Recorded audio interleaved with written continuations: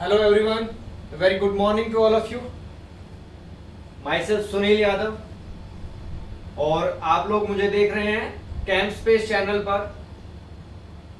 तो जैसा कि आप लोग जानते हैं कि क्लास 11th के कुछ टॉपिक्स हमने डिस्कस किए हैं लास्ट लेक्चर्स के अंदर।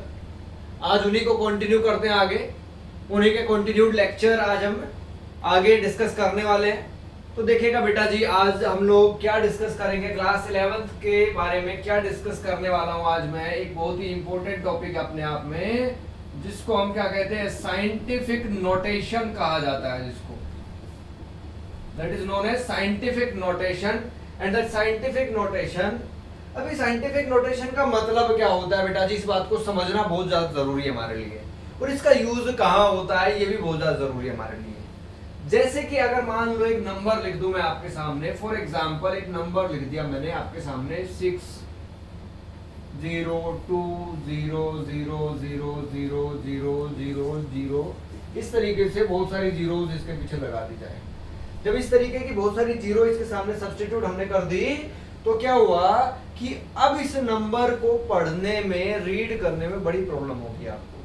आपको अगर बोला जाए 1 10 1000 करके इसको नंबर को रीड करिएगा, तो शायद आप ना कर पाए, क्योंकि ये कितना बड़ा नंबर अपने आप में हो गया है।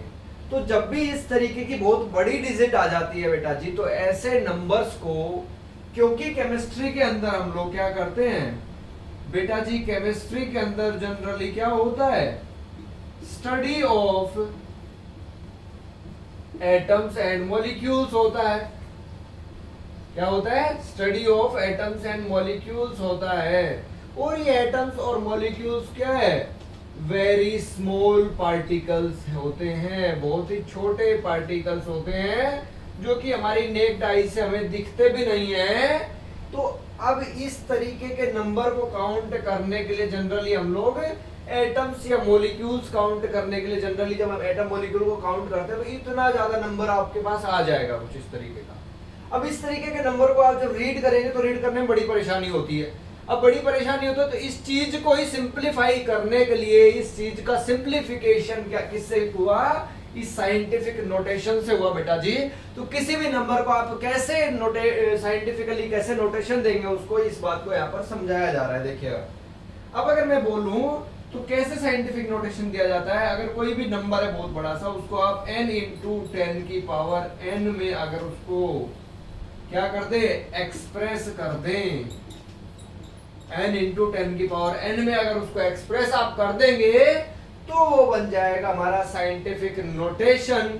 और साइंटिफिक नोटेशन अगर सपोज दैट यहाँ पर मैं काउंट करूं 1 2 3 4 5 6 7 8 9 10 11 12 13 14 डिजिट्स हैं यहाँ पर। और अगर मैं काउंट करूं सिर्फ जीरोस की बातें, तो मैं क्या करूंगा यहाँ पर 6.02 में लगाऊं, 14 डिजिट्स हैं, तो 10 की पावर 13 यहाँ पर ऐसा लिख दूं अगर इसको मैं, तो ये तो बेटा जी मेरा क्या हो गया, n हो गया।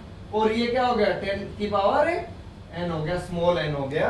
तो इस तरीके का नोटेशन अगर आप दे देते हैं, इस तरीके से अगर किसी नंबर को आप एक्सप्रेस कर देते हैं, तो ऐसे एक्सप्रेस करने की जो टर्म्स होती है, जो तरीका होता है, उसी को हम साइंटिफिक नोटेशन का नाम देते हैं। जैसे कि एक एग्जांपल मैं आपको और बताता हूं। आपने बहुत बार स्पीड ऑफ लाइट के बारे में सुना होगा, स्पीड ऑफ लाइट के बारे में बहुत बार सुना है आपने। जैसे कि क्या होता है स्पीड ऑफ लाइट,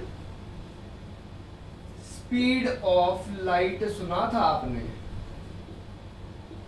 जिसको जनरली हम लोग c से रिप्रेजेंट करते हैं, वो बराबर होता है 3 × 10⁸ मीटर पर सेकेंड बोला जाता है। तो अगर इसको पूरा लिख दूं मैं, तो बहुत बड़ी डिजिट हो जाती है अपने आप में। लेकिन जब इसको साइंटिफिक नोटेशन के अंदर डिनोट कर दिया जाएगा, तो अपने आप में इजीली पढ़ सकते हो, रीड कर सकते हो, और इजीली आप इसको किसी को भी समझा सकते हैं 10 टू पावर में ले जा करके। ऐड, सब्ट्रैक्ट, मल्टीप्लाई, डिवाइड सब कुछ बहुत इजी तरीके से हो जाता है। तो इसलिए साइंटिफिक नोटेशंस का यूज किया गया। आगे और काफी सारे कॉन्स्टेंट्स आएंगे, काफी सारी वैल्यूज आएंगी। कुछ एक का मैं एग्जांपल्स बता देता हूं आपको, कुछ एग्जांपल्स मैं आपको लिखवा देता हूं। जैसे कि कौन कौन से एग्जांपल, जैसे मैंने एक एग्जांपल बता दिया आपको स्पीड ऑफ लाइट का। दूसरा एग्जांपल बताता हूं मैं, एक कांस्टेंट होता है जिसका नाम होता है प्लैंक्स कांस्टेंट। प्लैंक्स कांस्टेंट होता है जिसको हम h से रिप्रेजेंट करते हैं, उसकी वैल्यू होती है 6.626 into 10 to the power -34 joule second. ये प्लैंक्स कांस्टेंट की वैल्यू होती है बेटा जी। अब ये प्लैंक्स कांस्टेंट की वैल्यू क्या है, अपने आप में अगर 10 टू द पावर -34, इसका मतलब 10 नीचे 10 के पीछे क्या हो 34 जीरो आएंगे, 34 जीरो आप 10 के 1 के पीछे लगाएंगे आप, और क्या हो जाएगा, अब ये कैसा नंबर बन जाएगा, 0 करके बनेगा नंबर, तो बहुत ही मुश्किल सा नंबर बन जाएगा। लेकिन अगर इसको ऐसा रीड करेंगे तो इजी लगेगा आपको, ये साइंटिफिक नोटेशन है उसको रीड करने का। अब कुछ लोगों को ये बात दिमाग में आ रही होगी, कुछ लोग पूछना चाह रहे हो कि सर साइंटिफिक नोटेशन तो ठीक बात है, लेकिन जब साइंटिफिक नोटेशंस में हम डिनोट कर देंगे इनको, तो फिर उसके बाद क्या करना पड़ेगा हमें, उसके बाद ऐड मल्टीप्लाई सब्ट्रैक्ट कैसे करेंगे हम लोग वो सब्ट्रैक्ट ऐड मल्टीप्लाई सब कुछ मैं आपको करना बताने वाला हूं। अभी देखिएगा, देखते रहिए वीडियो को और समझते रहिए बातें सारी। देखिए जरा क्या होता है, क्या कहानी है। अगर मैं बात करूं मल्टीप्लिकेशन एंड डिवीजन, क्योंकि मल्टीप्लिकेशन हो या डिवीजन हो दोनों में एक ही रूल काम करता है। मल्टीप्लिकेशन एंड डिवीजन की बातें अगर मैं करने लगूं तो देखिएगा क्या होगा, जरा क्या बातें होंगी। देखिए सपोज दैट मैं एक नंबर लिख देता हूं 2.84 इंटू 10 की पावर समथिंग मैंने लिख दिया, 5 लिखा कुछ ऐसे। इसको आप मल्टीप्लाई कर रहे हैं, इस नंबर को आप 3.62 इंटू 10 की पावर 8 से, सपोज दैट ऐसा कुछ कर रहे हैं।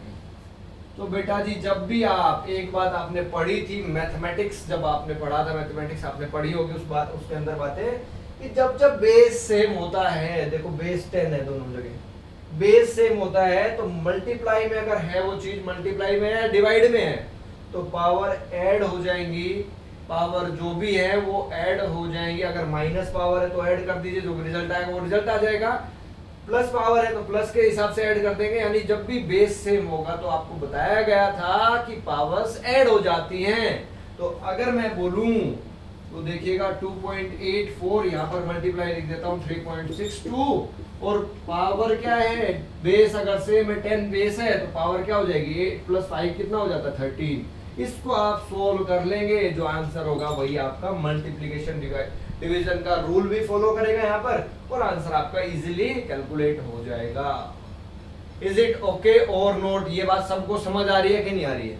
अगर ये सब बातें सबको समझ आ गई है, क्लियर हो गई है, तो फिर मैं आगे चलता हूं। आगे मैं सब्ट्रैक्शन और एडिशन की बातें भी कुछ करता हूं। जरा देखिएगा क्या होता है, जरा क्या कहानी है, क्या बातें हैं, क्या कहानी है, जरा देखते हैं आगे। अगर मैं बात करूं एडिशन एंड सब्ट्रैक्शन के बारे में,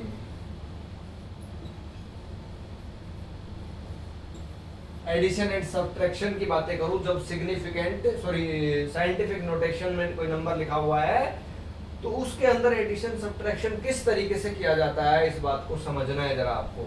अगर मान लीजिए मैं वही नंबर ले लूं दोबारा से 2.84 इंटू 10 टू द पावर 5, अब मैं इसको प्लस में डाल देता हूं 3.62 इंटू 10 टू द पावर 8 कर देता हूं मैं इसको बेटा जी।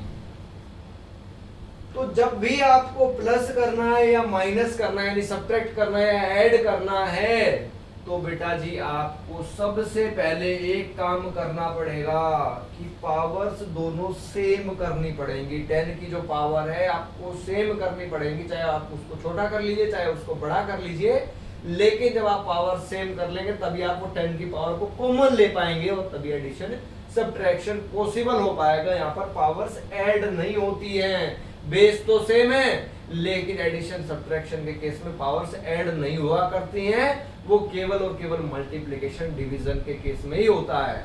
ये बात अगर समझ आई तो देखिएगा इसको कैसे सोल्व करेंगे हम लोग।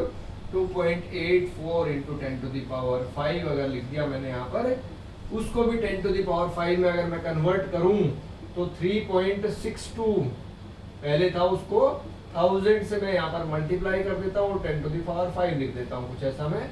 तो देखिएगा क्या बनेगा, 2.84 इंटू 10⁵ प्लस 3620 बन जाएगा ये, इंटू 10⁵ बन जाएगा ये। तो अब देखिएगा, अब आप क्या कर सकते हैं, 2.84 प्लस 3620 इन दोनों को ऐड कर सकते हैं, क्योंकि अब आपने क्या ले ली, कॉमन ले ली दोनों के अंदर से, 10⁵ इधर से कॉमन और 10⁵ इधर से कॉमन ले लिया आपने। तो अब कॉमन लेने पे अब आप इसको सोल्व करेंगे तो इजीली आप कैलकुलेट कर पाएंगे और इजीली आपका आंसर आ जाएगा, जो कि नियरली कितना आएगा, कितना आंसर आएगा भाई, 3622.84 into 10⁵ this will be the answer and this is the complete method to solve addition and subtraction questions using scientific notation numbers, scientific notations. Is it okay to all of you or not? अगर ये सब बातें clear हैं आपको तो मैं आगे चलता हूँ, आगे कुछ और बातें, इंपॉर्टेंट बातें हैं जो कि हम डिस्कस करने वाले हैं, उन बातों को डिस्कस करते हैं जरा हम, क्या होता है वो।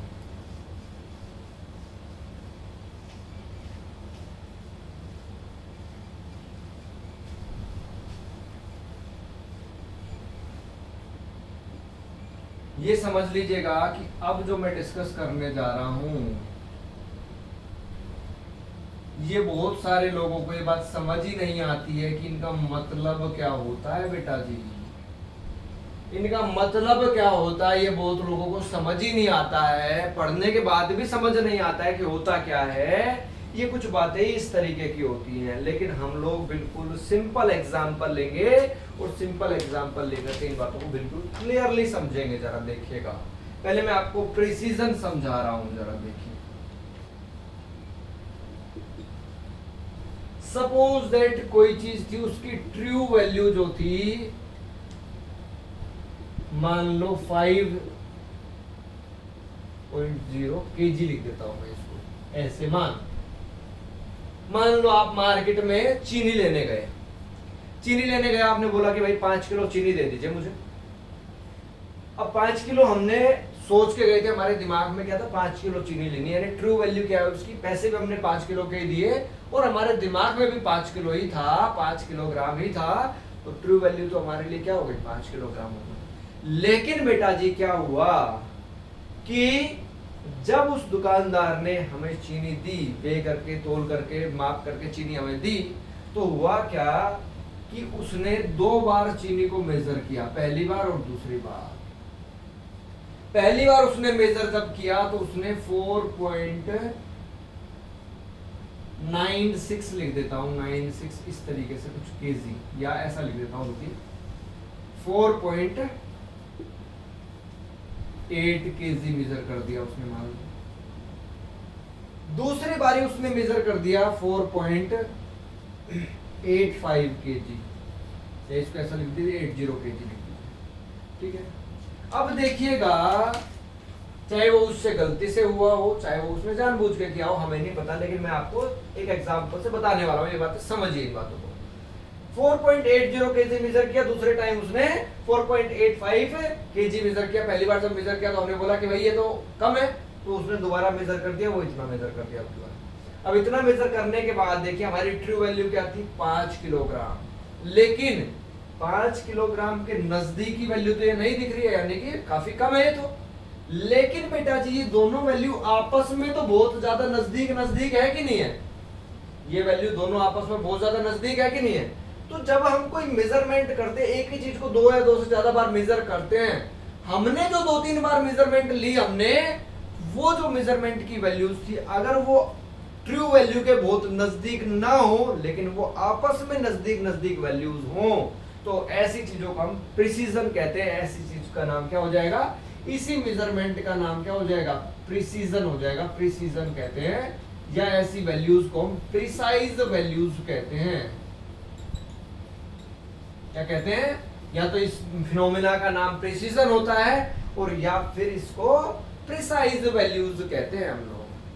अब मैं आपको बताता हूं कि मान लीजिए कि ये पहले दुकानदार ने, दुकान पे 3-4 लोग बैठे थे, पहले ने एक ने वे करके देखा, अब दूसरे ने वे क्या करके देखा, दूसरे ने वे कुछ इस तरीके से कर दिया। आपकी बात देखो, पहले वाले ने 4.80 kg वे कर दिया, दूसरे वाले ने क्या कर दिया 5.1 kg वे कर दिया।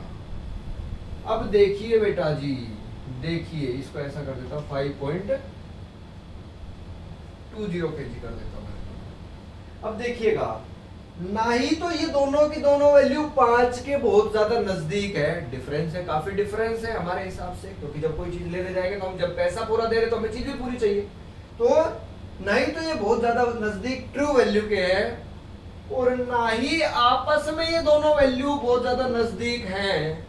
तो ऐसी वैल्यूज बेटा जी, ना ही तो ये प्रिसाइज वैल्यू हैं, ये क्या है प्रिसाइज वैल्यू नहीं है, और ना ही ये एक्यूरेट वैल्यू है, एक्यूरेट वैल्यू भी ये नहीं है। अब एक्यूरेट का मतलब जरा समझिए क्या होता है। एक्यूरेट का मतलब होता है कि अगर तीसरे बंदे ने उसको वे किया तो उसने वे किया 4.98 kg कुछ ऐसा, और एक दूसरे बंदे ने वे किया तो उसने वे किया 4.02 kg। अब देखिएगा जरा, देखो तो सही जरा एक बार, ये वैल्यूज 5 के काफी नजदीक भी हैं, 5 के बिल्कुल हेर फेर में नजदीक है बिल्कुल ये वैल्यूज, और साथ ही साथ ये वैल्यू आपस में भी तो पास है कि नहीं है।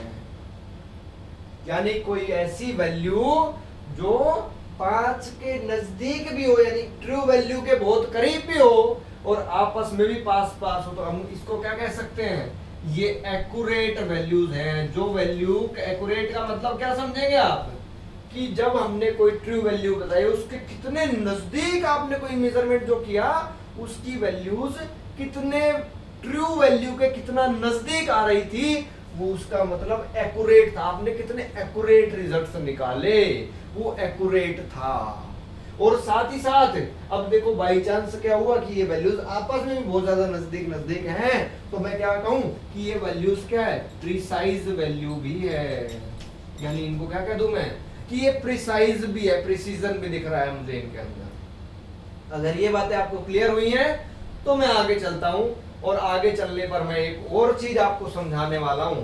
अगर प्रिसीजन और एक्यूरेसी क्लियर हो गया है, प्रिसीजन का मतलब क्या है कि आपको कोई ट्रू वैल्यू दी गई और ट्रू वैल्यू के लिए आपने उस ट्रू वैल्यू को देखते हुए आपने कोई चीज मेजर की, लेकिन आपने आप मेजर इस तरीके से कर पाए कि आपने ट्रू वैल्यू के नजदीक वाली वैल्यूज नहीं मेजर की, यानी ज्यादा करीब आप ज्यादा सही तरीके से आप मेजर नहीं कर पाए, लेकिन आपने उसी चीज को 2-3 बार मेजर किया, और जब आपने उस चीज को 2-3 बार मेजर किया तो 2-3 वैल्यूज आई होंगी कुछ ना कुछ।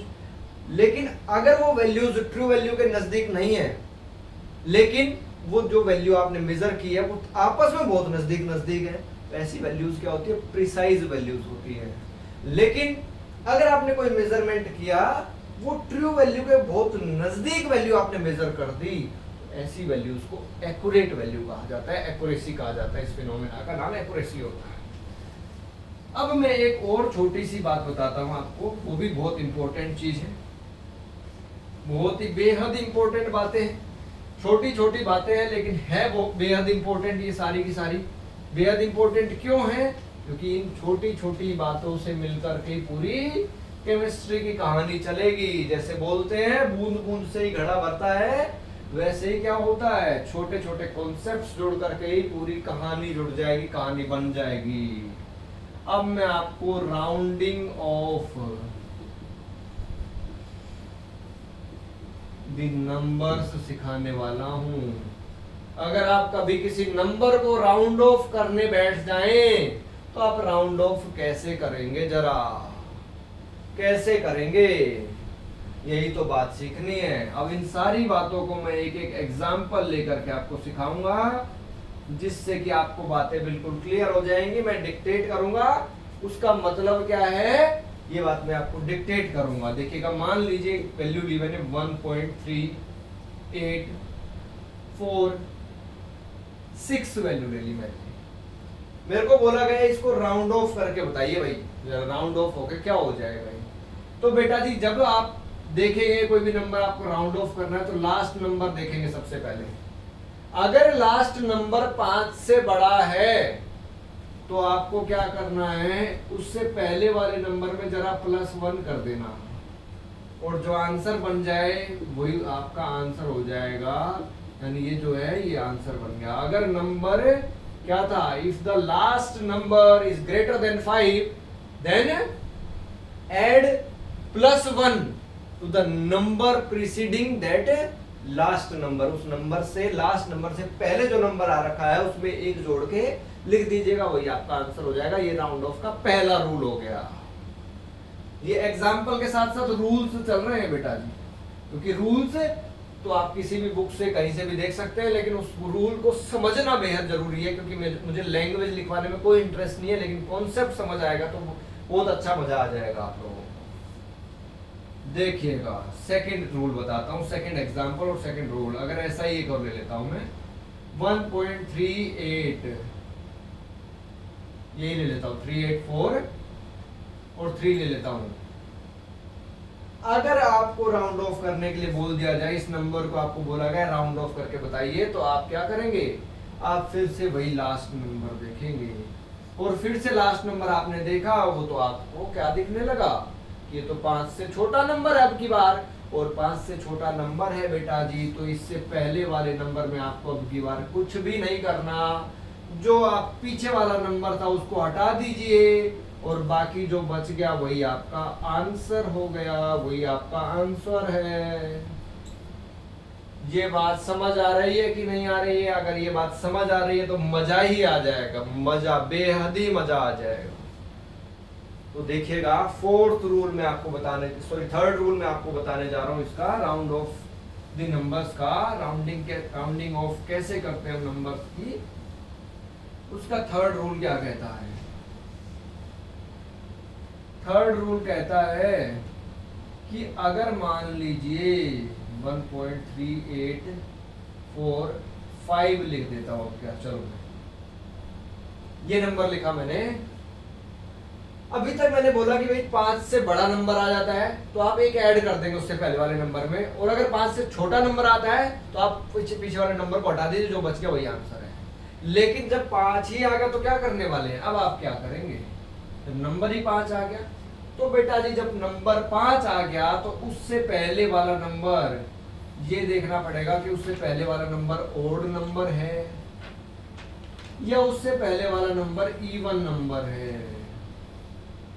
अगर वो ओड नंबर तो है तो आपका जो रिजल्ट होगा उस ओड नंबर में +1 करके आपका आंसर निकल जाएगा,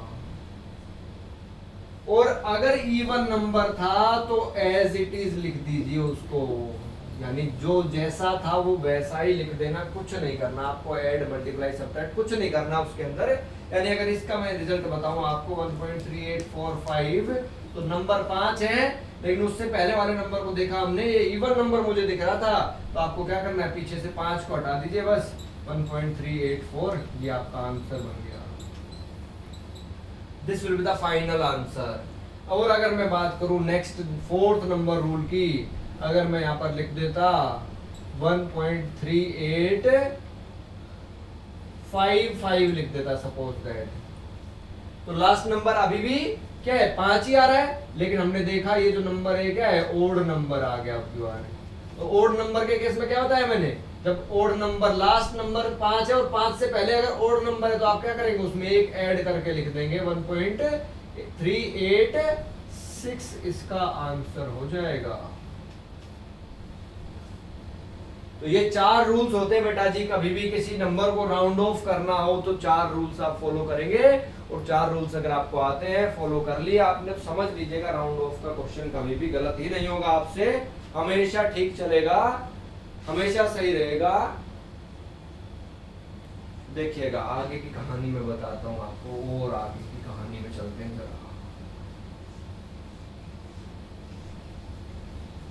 ये बातें सबको समझ आई होगी, आगे की बात बताता हूं जरा क्या है। आगे आता है बेटा जी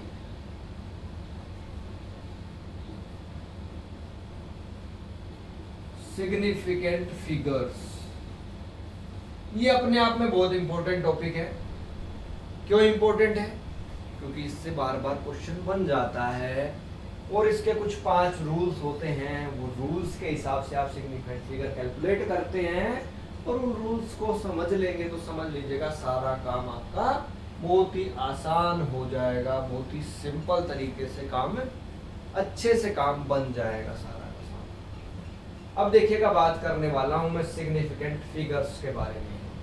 अगर मान लीजिए फॉर एग्जांपल मैं कोई वैल्यू लिख रहा हूं 15.2 ml, कुछ वॉल्यूम हमने मेजर किया मान लो कुछ ऐसे।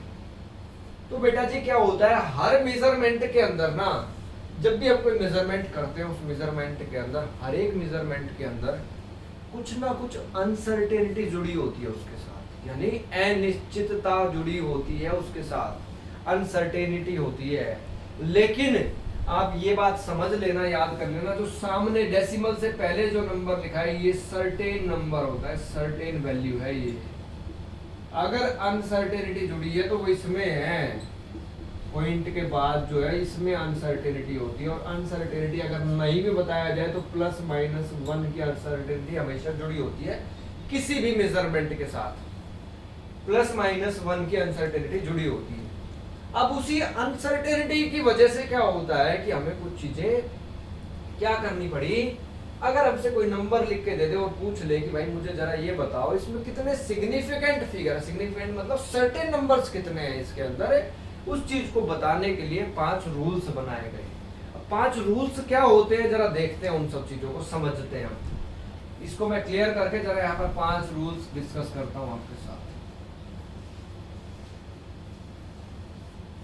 5 रूल में फर्स्ट रूल आता है, रूल्स क्या क्या है। First rule, all the non zero digits are significant. जितने भी नॉन जीरो डिजिट होते हैं वो सब सिग्निफिकेंट ही होते हैं। जैसे कि फॉर एग्जांपल मैं लिख दूं 286 सेंटीमीटर, तो बेटा जी अब आपसे कोई पूछ ले कितने सिग्निफिकेंट फिगर है, तो 3 सिग्निफिकेंट फिगर होंगे इसके अंदर, क्योंकि सारे के सारे क्या है, नॉन जीरो डिजिट्स हैं। अगर आपसे कोई बोल दे 0.00286 ऐसा बोल दे तो इसमें भी 3 सिग्निफिकेंट फिगर है, क्योंकि नॉन जीरो डिजिट तो केवल 3 ही दिख रहे हैं आपको इसके अंदर। अगर बोल दे कोई 0.0052 तो इसमें 2 सिग्निफिकेंट फिगर होंगे, क्योंकि 2 ही नॉन जीरो डिजिट आपको दिख रहे हैं। तो पहला रूल तो बहुत ही सिंपल सा है कि जब भी आपको कोई सिग्निफिकेंट फिगर पूछा जाए, जितने भी उसमें नॉन जीरो डिजिट दिखे, यानी जीरो के अलावा जितने भी 1 2 3 4 5 6 7 8 जितने भी नंबर, जो भी नंबर दिखे, वो सब सिग्निफिकेंट नंबर्स में, फिगर्स में काउंट किए जाते हैं। क्लियर है ये बात? अगर ये बात क्लियर है तो सेकंड रूल पे चलता हूं मैं। रूल नंबर 2 क्या कहता है, all the zeros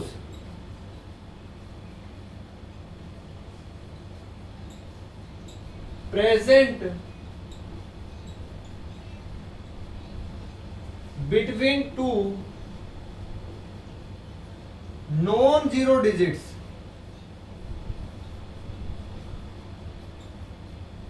are significant।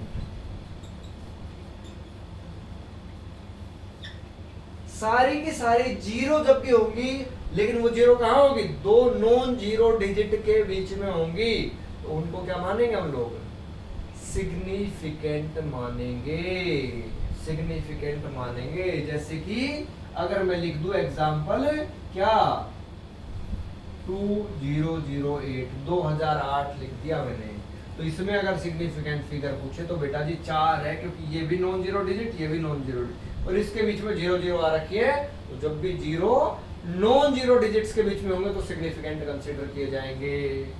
जैसे कि मैं लिख दूं यहाँ पर 2019, तो यहाँ पर भी क्या है, 4 सिग्निफिकेंट फिगर्स होते हैं। थर्ड रूल क्या कहता है, देखिएगा थर्ड रूल की बातें मैं करता हूं आपके सामने। ये 2 रूल्स थे हमारे सिग्निफिकेंट फिगर को डिटरमाइन करने के लिए। थर्ड रूल क्या कहता है हमारे लिए, देखिएगा जरा,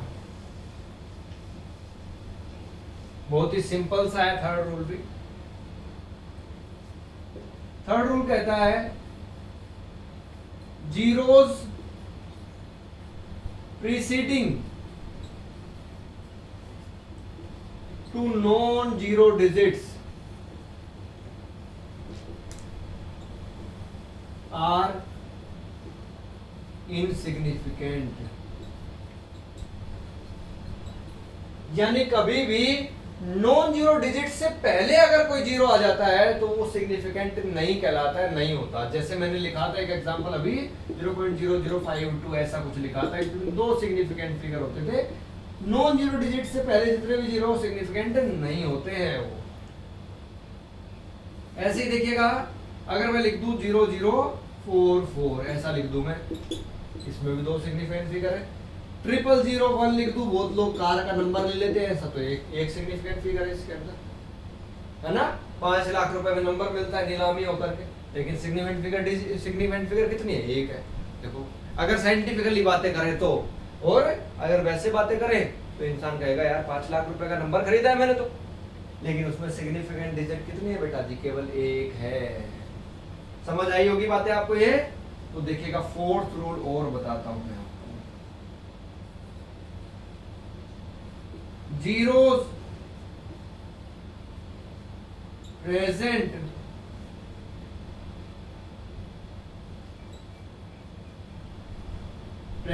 on the right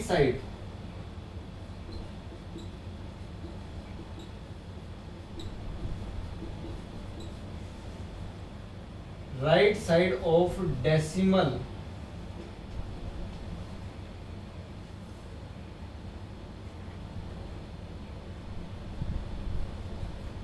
which are present after a non-zero digit। किसी नॉन जीरो डिजिट के बाद अगर कोई जीरो लगी हुई है तो देखिएगा क्या खेल होता है जरा। अगर ऐसा लिख दिया हमने 200 लिख दिया और उसके ऊपर बाद 2 जीरो और लगा दी पॉइंट के बाद, तो बेटा जी ये सारी डिजिट सिग्निफिकेंट हो जाती है। ये सारी डिजिट्स क्या हो जाती है? सिग्निफिकेंट हो जाती है। 4 सिग्निफिकेंट डिजिट्स हो जाती हैं इसके अंदर। अगर मैं लिख दूं 500.000 तो 5 सिग्निफिकेंट डिजिट्स कहलाते हैं इसके अंदर। यानी जब भी कोई नॉन जीरो डिजिट के बाद जीरो आती है लेकिन फिर पॉइंट उसमें लग जाए और पॉइंट के बाद और भी जीरोस लगी हो तो सबको काउंट कर लिया जाता है, तो 5 सिग्निफिकेंट फिगर बन जाते हैं। अब बहुत लोगों के दिमाग में एक क्वेश्चन आ गया होगा। क्वेश्चन क्या आया होगा कि सर अगर हम 200 लिख दें तो इसमें कितने सिग्निफिकेंट फिगर होंगे? यही तो मेरा अगला रूल है, यही तो मेरा सिग्निफिकेंट फिगर्स को पढ़ाने वाला अगला रूल है। सिग्निफिकेंट फिगर जिसमें मुझे डिस्कस करने नेक्स्ट रूल के अंदर। देखिएगा लास्ट रूल भी डिस्कस करता हूं मैं आपके सामने। आज की क्लास का हम लोग लास्ट रूल और डिस्कस कर लेते हैं, जो कि सिग्निफिकेंट फिगर का लास्ट रूल होगा।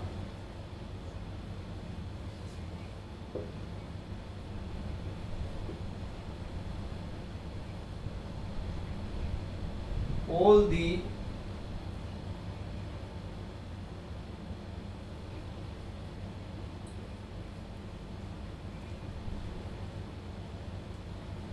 digits involving counting of any object are having infinite number of significant figures। जैसे सपोज दैट मैं लिख दूं यहां पर एग्जांपल 20 balls 50 eggs, ऐसा कुछ लिख दूं 100 rupees। तो बेटा देखो इसके अंदर क्या होता है। पहली बात अगर मैं इनको लिखूं ऐसा 20, तो 20 में तो सिग्निफिकेंट फिगर केवल 2 ही होता है। पहली बात अगर मैं 50 लिखूं तो भी सिग्निफिकेंट फिगर एक होता है। 20 में भी 1 होता है और इसमें भी 1 होता है। अगर मैं 100 लिखूं तो इसमें भी सिग्निफिकेंट फिगर 1 है।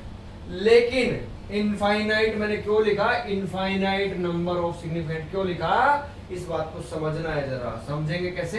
अगर मैं 20 को ऐसा लिख दूं 20.0 तो इसमें सिग्निफिकेंट फिगर कितने हो गए, 3 हो गए। अगर मैं 20 को लिख दूं ऐसा 20.00 सिग्निफिकेंट फिगर 4 हो गए। ऐसे लिखते लिखते क्या कर सकते हैं आप, infinite number of significant figures बना सकते हैं इनके अंदर।